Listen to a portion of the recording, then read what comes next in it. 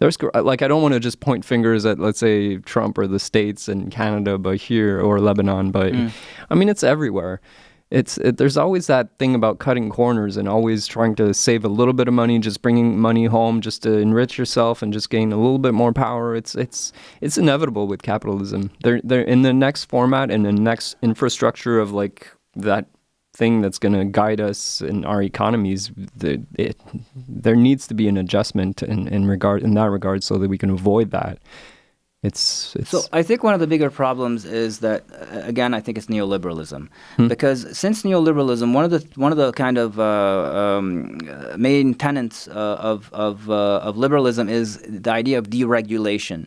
So the idea is, businesses have to be able to operate so they can, help the economy, and there's too many regulations and they hamper progress, and this is kind of the premise that the neoliberalists will use, that deregulation is a good thing. But in reality, by deregulating, what ends up always happening is you have more corruption, you have people pushing it, violating the rules. So that's what ends up happening. Another thing with neoliberalism, because what they always say is if you deregulate, it's going to be better for the economy. That's what they always promise.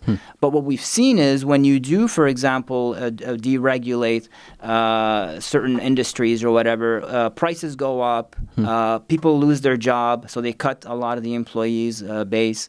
The service that goes down. So it's just not true. But we continue to kind of trumpet this idea of it being kind of, the way to go, the future. And we're talking about it being a globalist environment.